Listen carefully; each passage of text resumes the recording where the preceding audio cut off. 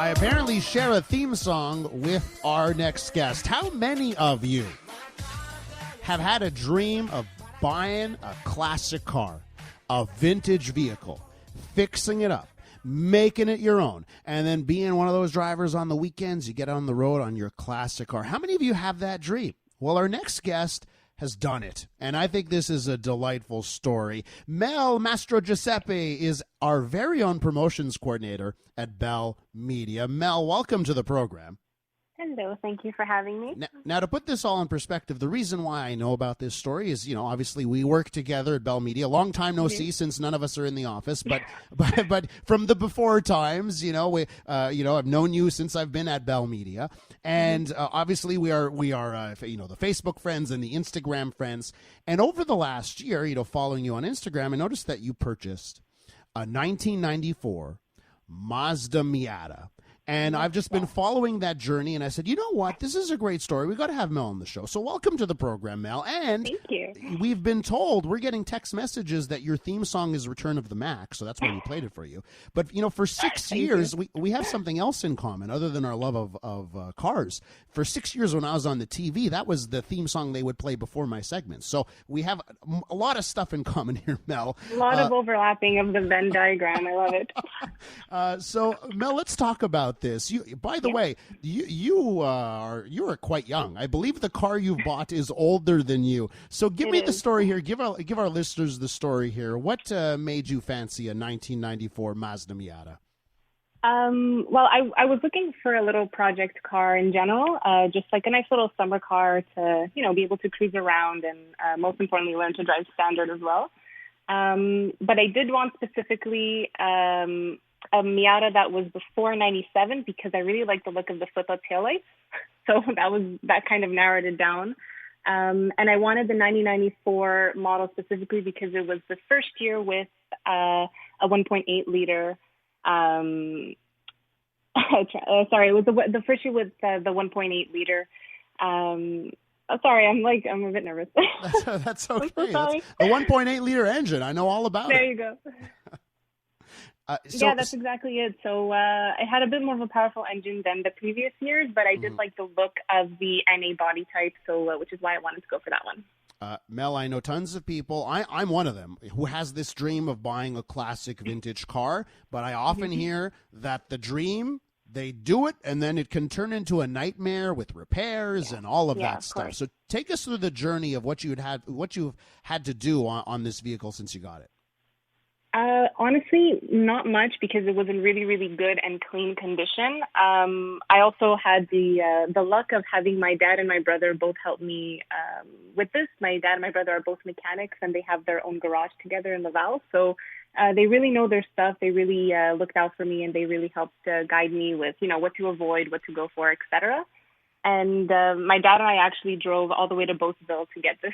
So wow. We went, we saw it, we really, really fell in love with it and had his stamp of approval. So we brought it back, and that's all she wrote. We're with Mel Mastrogiuseppe. She works at Bell Media Promotions Coordinator. If you've won a prize on CJAD 800, you owe a debt of gratitude to Mel Mastrogiuseppe. And she's recently purchased a 1994 Mazda Miata, that dream of owning a classic car. She has done it. Mel, one of the things that I enjoyed the most through your Instagram and following the story is the journey of learning to drive standard. We had a guest on yesterday for In Transit, and she explained to us that now it's like only 2.4% of cars sold in North America even have a stick shift. Nobody knows how to do this anymore.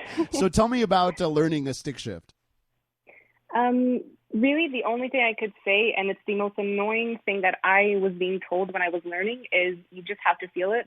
And I thought that was the most bogus piece of advice. There has to be some sort of thing I could read up on, or YouTube videos, or a WikiHow that I can look up or something like that. And unfortunately, everybody was right. You really just have to feel it. You have to listen to the car. And I know I sound like an annoying, typical car guy being you just got to feel it and feel the road and whatever. But that's pretty much it. It's really not as difficult as people make it seem. I think if I could do it, a lot of other people could do it too. Mm-hmm. And the one scary thing that I will admit I have not overcome my fear of is driving on an incline. Like if I'm ever stuck on DeCarry or something like that, I might start crying. So like if someone's behind me, just give me a few minutes to hopefully not stall and be able to take off properly. So I have reposted on my Instagram story. You mentioned you were going to be on CJD 800 this morning. So if people want to see this beautiful car, this 1994 Mazda Miata with you behind the wheel, convertible, it looks absolutely fantastic. If they go to my Instagram story, they'll be able to see this vehicle. Now, Mel, I have it on good authority that you want to do some modifications to this vehicle. There's some projects here with the look and all that. Where do you intend to take this 94 Miata? So we got it, and I just want to put a quick disclaimer that all the original parts are on the car. Again, all in good condition. So whatever I am doing to it, I am changing the originals because I definitely want to keep them. So thus far, my brother Lucas has helped me install some halo lights in the front, which change color. So they have like little LEDs that could spin and change and all that good stuff. I have an appointment on Monday actually to wrap it pastel pink because I'm living my best 5-year-old Barbie themed life clearly. Have some spare taillights that I bought as well because I'm going to put some heart-shaped LEDs, got a heart-shaped exhaust tip, and for now, that'll be it. My brother's still trying to convince me to lower the car, but that's really not something that I want to do. And then I'm just going to get some, some mags for it and make it look clean, and people will probably see me and think, okay, that is a toy car that I bought for my daughter when she was 7 years old, and that's really the vibe I'm going for, I think. What's the reaction been on the road so far when you're out in this vehicle? Oh, people will stare and like honk and wave and whatever. And my brother, he's also telling me that there's kind of little clubs for specific car owners. And, if you ever see another Mazda Miata, you got to flip up the taillights, which I do whenever I see one. And it's kind of like a little cool handshake that you could do on the road. Mm-hmm. But people find it really fun. I didn't realize that people were this invested, I guess, and people will stare and point. And if they're already doing that, well, it's still black and looking kind of quote unquote normal. I can't wait when it's pastel pink and people are going to think that you're going to turn heads. An actual toy. You're going to turn heads when that car is wrapped in pink. It will be the most noticeable vehicle on the road, and of course, it's the convertible. You're going to look fantastic regardless. Now, Mel, thank you. And the CJ D800 text line has turned into a bit of a love line. Here is an actual text message from an actual listener. Hi, Elias. Sounds like Mel needs to meet my son. He has a 1991 Miata, is in the car industry, and is single. So, Mel, if you're interested, talk to our producer, Alex, and she'll get you the phone number on the text line. I also have the text line open in front of me because I work at CJD, so it's not weird, and I'm seeing it too. Oh, that's great.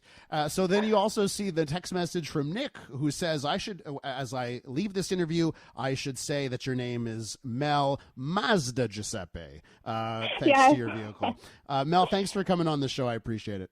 My pleasure. Thank you for having me. Always a pleasure. And if you want to see a picture of that 1994 Mazda Miata before it gets turned pink, you can head to my Instagram story and you'll see Mel and her lovely vehicle. That's Mel Mastrogiuseppe, one of our own team members here at Bell Media, and living the dream of a classic car.